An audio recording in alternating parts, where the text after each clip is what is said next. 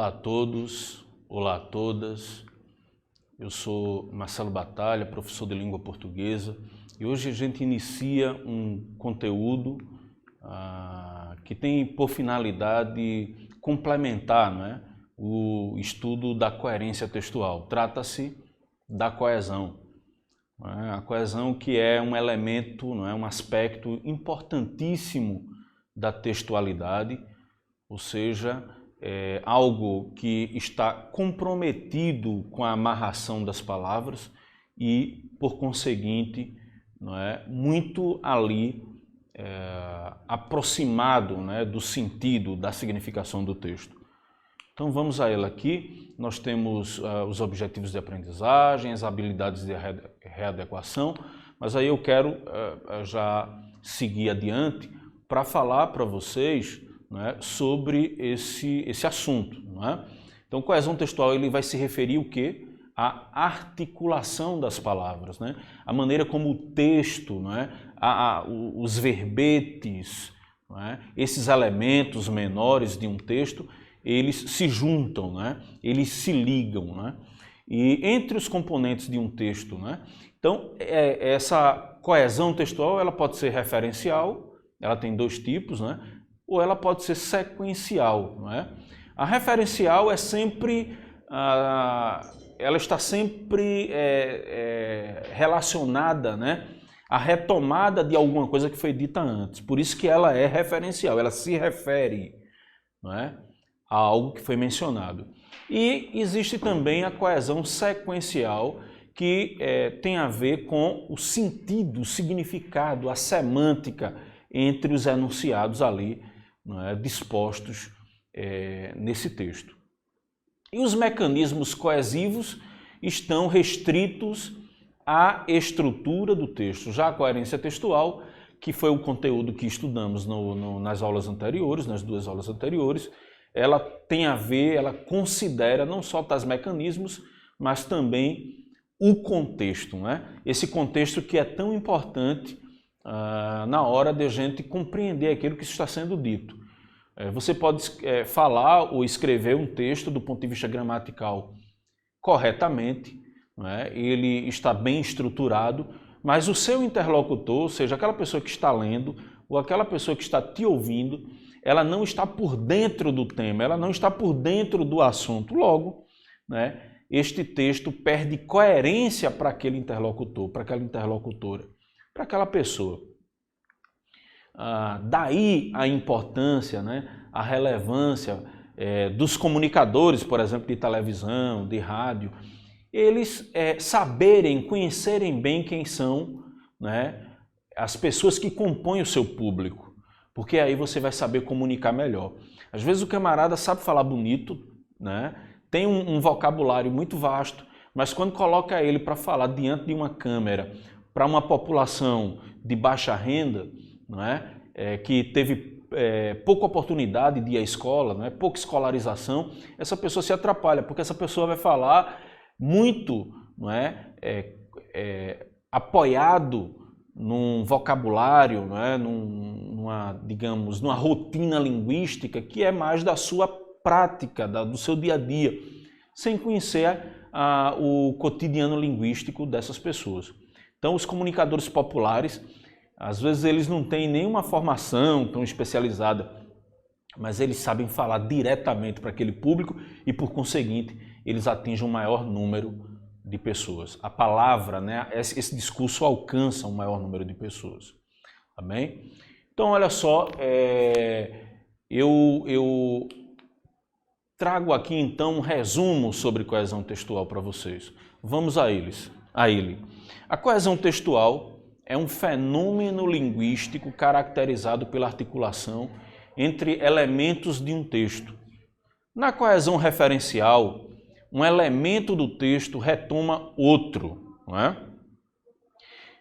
Na coesão sequencial, há uma relação aí de sentido, de significado, portanto, uma relação de ordem semântica entre partes de enunciados durante o sequenciamento de ideias. Já a coerência textual, não é? Como já dita anteriormente, dito anteriormente, ela está relacionada aos sentidos do texto e depende não só de elementos linguísticos, mas também de elementos extralinguísticos, que são aqueles a que eu me referi, que tem muito a ver com o contexto, né? Ou seja, de onde é essa pessoa? Quem é essa pessoa que está lendo o texto? Ou que está ouvindo o que eu estou dizendo? Tudo isso precisa ser levado em consideração. Olha só, então, o que é coesão textual, afinal? Chamamos de coesão a relação entre elementos de um texto de forma a auxiliar na sua compreensão. De tal maneira que a coesão textual é um dos elementos responsáveis pela coerência textual. Contudo, ela está limitada à estrutura do texto, pois não considera os elementos extralinguísticos. A coesão, ela tem uma natureza de liga, né? De aproximação com a coerência. Então, são conteúdos, são aspectos linguísticos que caminham juntos, que caminham em paralelo e que precisamos levar em conta na hora de escrever um texto. Tá?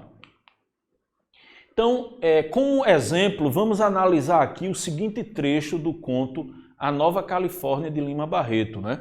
Eu quero até fazer uma menção aqui aos 99 anos, né, do falecimento do Lima Barreto, agora, né, há pouco, e próximo ano faz o centenário desse grande escritor chamado Lima Barreto, que pertenceu à escola literária pré-modernista e que tem como texto, digamos assim, mais conhecido, né, mais célebre, mais celebrado, O Triste Fim de Policarpo Quaresma, onde esse protagonista ele era extremamente nacionalista, né, um nacionalismo que a gente tem visto muito pouco nos dias de hoje. Né? Então, olha só, vamos ao texto, ao trecho do texto. Diz assim: ninguém sabia de onde viera aquele homem. O agente do correio pudera apenas informar que acudia ao nome de Raimundo Flamel, pois assim era subscrita a correspondência que recebia. E era grande. Quase diariamente o carteiro lá ia a um dos extremos da cidade onde morava o desconhecido, sopesando um maço alentado de cartas vindas do mundo inteiro, grossas revistas em línguas arrevesadas, livros, pacotes. Vocês observem aí que esse texto ele tem, né, obviamente, uma conexão com o jeito de escrever, o modo de falar muito típico, muito próprio de uma época, né, sobretudo. Né? Aí estamos falando do século XIX. Né? Então, olha, eu trago aqui algumas observações, né, que os elementos destacados, eles promovem a coesão do texto.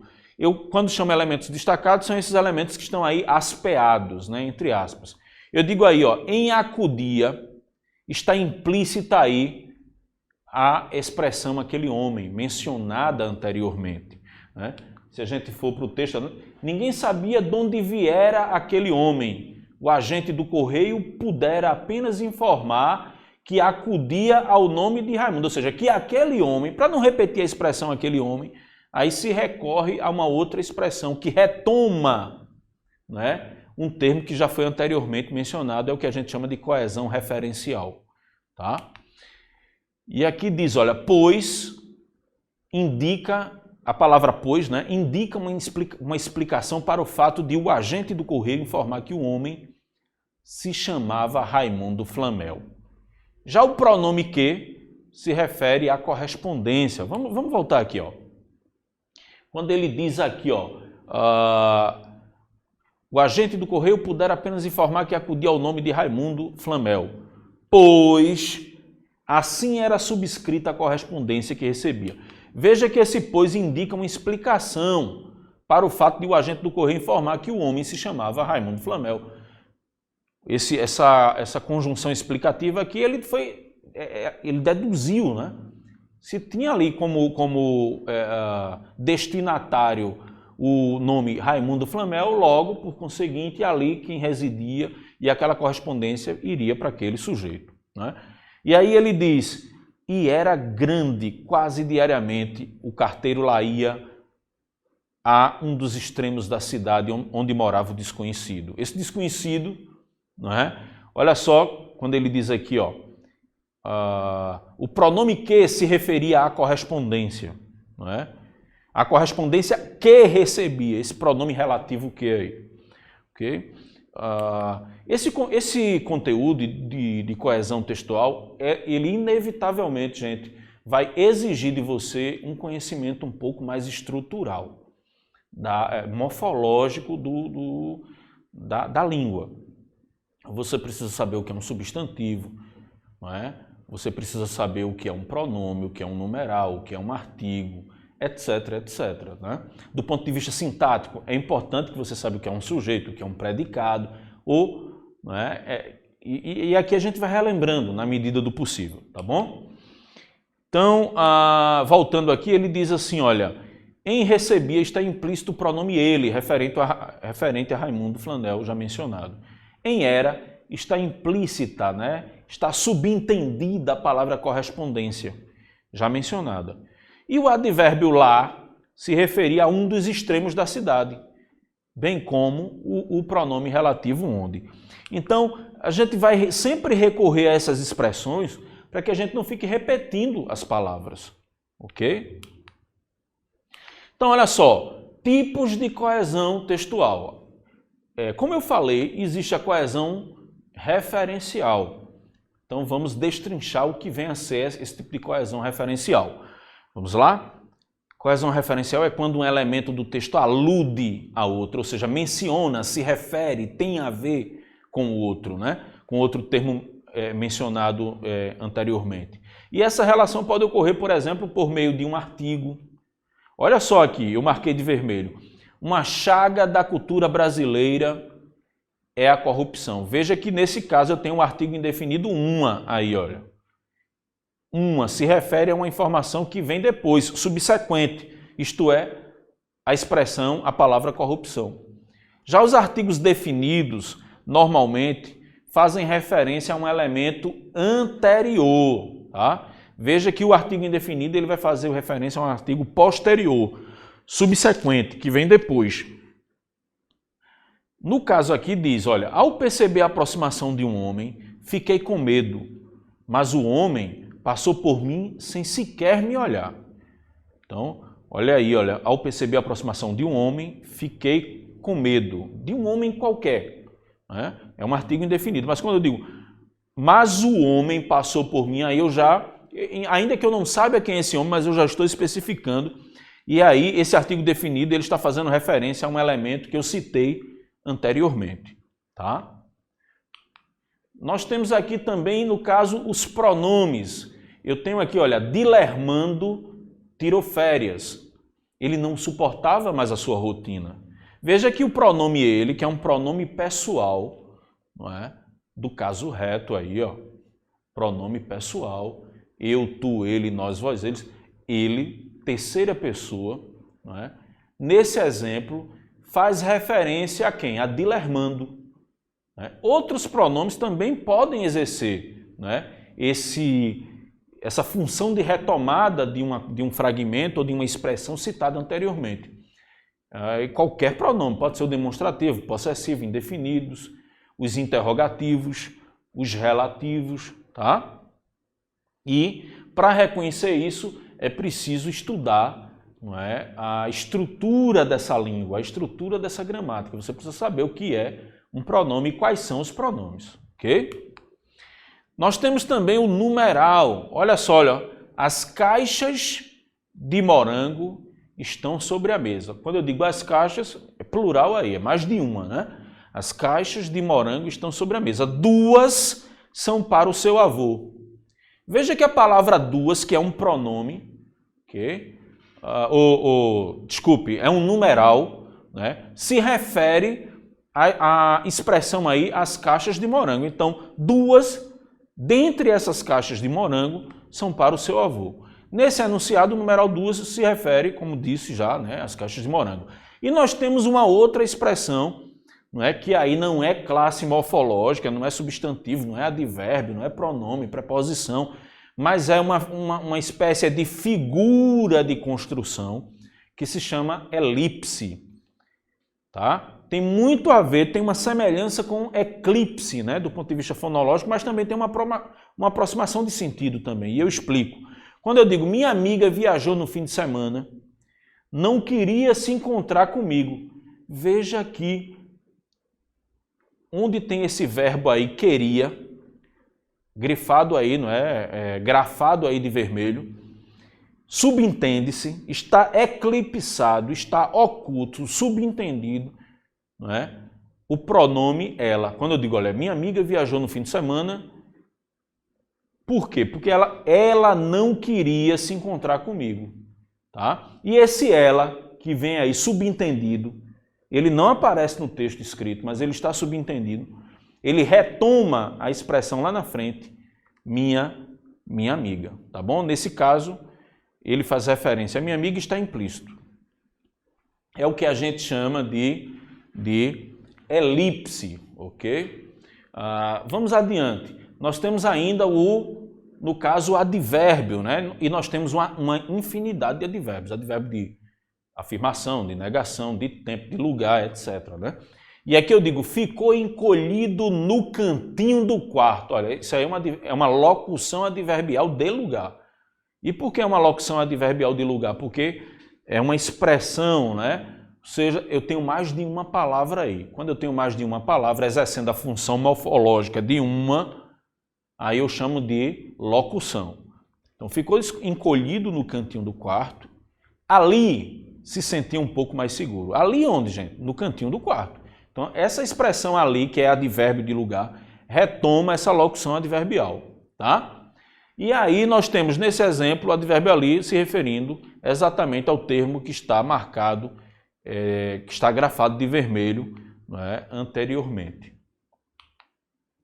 Então, tipos de coesão textual. Eu acho que penso que isso é importante a gente se debruçar sobre esses vários tipos de coesão textual. Nós temos o outro tipo que é uma coesão sequencial. Eu falei da referencial, né? E agora eu vou falar da sequencial, porque ela tem a ver com a relação de sentido, de significado entre as partes, né, que foram enunciadas, ou seja, que foram explicitadas no texto durante um sequenciamento de ideias e pode ocorrer, por exemplo, por meio de uma repetição lexical, né? Repetição de um léxico, ou seja, lexical aí, né? Palavra, uma repetição de uma palavra. Eu digo, as horas passavam, passavam, passavam. Né? Eu não preciso dizer as horas passavam, as horas passavam, as horas passavam. Eu só repito a última expressão, ou seja, a última palavra, que no caso aí é o verbo, que ela é que tem mais força aí. Não é? A repetição da estrutura sintática, o menino pede água, a menina pede comida e o avô pede descanso. Não é? Então veja que o verbo aí, ó, ele se repete também, uma repetição de estrutura sintática, mas não só essa palavra que está sublinhada. Veja que a construção, a estrutura da frase, ela é a mesma. Né? Eu tenho o mesmo verbo e aí eu tenho um sujeito e em seguida o predicado. E ela pode se dar também através da paráfrase. Não se pode permitir o uso ilícito dessa tecnologia. Ou seja, é preciso criar leis que limitem o uso dela. O que é paráfrase? Paráfrase é você dizer de um outro jeito, de um outro modo, né, uma mesma coisa. Então, eu vou parafrasear aquilo que eu ouvi. Eu não lembro direito o que eu ouvi, mas sei o sentido que foi repassado. Então, eu posso parafrasear. Eu posso dizer ao meu jeito, ao meu modo, aquilo que eu apanhei, né? Aquilo que eu recepcionei. Ok? Então, quando eu digo aqui, ó, não se pode permitir o uso ilícito dessa tecnologia, aí alguém pode dizer, mas o que é ilícito? Né? Apesar de ser uma palavra relativamente simples no seu sentido, mas em alguns lugares há pessoas que não compreendem esse significado. Aí eu digo, ou seja, é preciso criar leis que limitem o uso dela. Se eu quiser ser mais aberto aí, eu digo, criar leis que proíbam ou que regrem o uso dessa tecnologia. No caso das redes sociais, por exemplo, a gente acabou por descobrir que é preciso criar uma legislação, uma regra, para que as pessoas saibam usar de maneira inteligente essa ferramenta, que é importantíssima, não tenha dúvida, né? Haja vista quando, por exemplo, o WhatsApp sai do ar, o prejuízo financeiro que ele não causa, né, a milhares de pessoas. Mas é preciso saber, né, usá-lo, né, de maneira adequada, fazer um uso racional e inteligente. Ok? Então nós temos aí tipos de coesão textual ainda. Tem a coesão por conexão. Então eu vou colocar aqui, olha, se comprarmos uma casa, podemos nos livrar do aluguel. Olha que tem uma conjunção ali, ó, condicional. Se. Aí diz, Júlio chorou porque o filme era triste. Aí tem, ela não quer sair, então precisamos chamar a polícia. Então, quando a chuva começou, eu estava no meio do caminho. Vou à farmácia enquanto você faz o almoço. Conforme o médico, nosso filho tem uma doença rara. Irina está com febre alta, além disso está se queixando de dor de cabeça. Eles foram educados comigo, mas deixaram transparecer a raiva. Não tenho tempo, portanto não posso ajudar você agora. Então eu coloquei essas várias frases aqui para vocês, para demonstrar aqui que se a gente tirar essas palavrinhas vermelhas que estão em cada uma dessas frases, se retirarmos, a frase vai perder a conexão entre um trecho e outro. E isso vai comprometer o seu sentido, o seu significado. Tá certo? Então a coesão textual também dá conta das ligações entre as palavras. Especialmente isso, a coesão é exatamente essa costura. Tá? Eu quero dizer aqui que essa aula, né, todo esse conteúdo aqui que foi explicitado, não é um trabalho que, obviamente, de garimpagem, né, do professor Varley Souza. Então é importante que a gente diga isso, que foi disponibilizado, não é, no site da Brasil Escola, não é, que é disponível para todos os professores, especialmente os da rede pública de ensino, no site atrelado ao site do MEC. Tá bom? Gente, por hoje é só. Agradeço demais essa companhia, né, prazerosa de a gente poder discutir e falar sobre língua portuguesa, né, que é um instrumento não apenas de trabalho, mas um instrumento com o qual a gente lança a mão, né, para viver, para se relacionar, para conversar e para se expressar especialmente. Então é isso e até o próximo encontro. Se cuidem, não é? E saúde a todos.